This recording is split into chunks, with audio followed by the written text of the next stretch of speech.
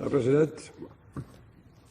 Jeg var på et, skal vi kalle det et oppvaskmøte i Trøndelag i forrige uke, som gjaldt mangelen på strøm i området, og den regningen som da bedriftene ble påført gjennom det. Og da hadde vi en god kollega fra Arbeiderpartiet som sa at etterkrigsgenerasjonen har forsømt seg i investeringer i kongeriket Norge.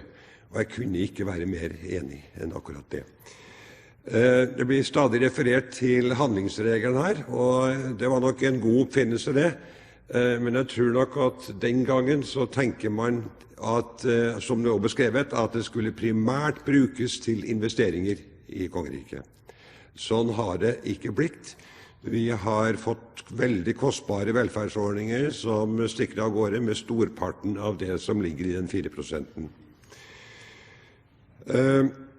Derfor så ser det ut til at, som interpellanten ser, det ikke bare jernbane og vei, men også på forskning, utvikling og utdanning, som er viktige områder i vårt samfunn for å sette landet i stand til å gå rustet inn i morgendagen.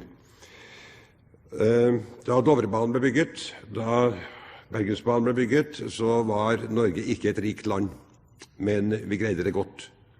I dag er vi et veldig rikt land, for å ta forsiktig i, og det synes ikke som vi da har råd til det som vi burde ha gjort.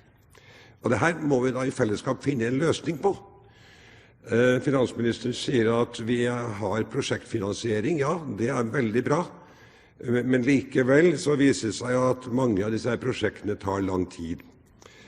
Da vi bygde fjøsbygning på gården min hjemme for noen år siden, så besluttet vi ikke at vi skulle bygge det, og så tok vi grunnmuren i år, og så tok vi veggene året etterpå, og så tok vi tak i det 3. året, og innredningen det 4. året. Nei, vi besluttet å bygge det i en smell, og så lånte vi penger til det. Og sånn ble det.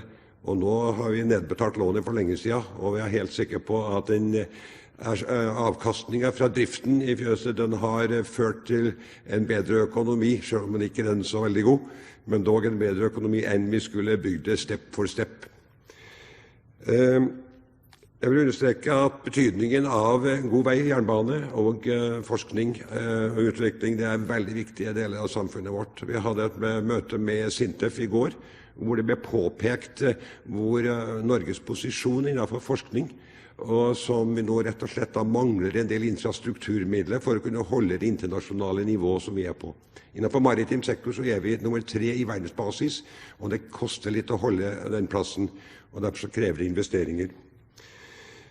Jeg minner om at Høyre har foreslått at vi kunne avsette noen penger til fond som vi kunne bruke i denne sammenhengen. Interpellanten Halleraker har understreket alle de andre mulighetene.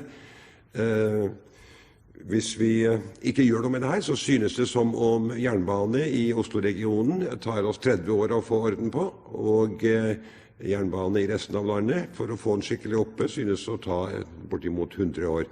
Og det er fra mitt synspunkt i lengste laget, når vi vet hva det har ført til av utvikling i samfunnet om vi hadde fått det til i dag.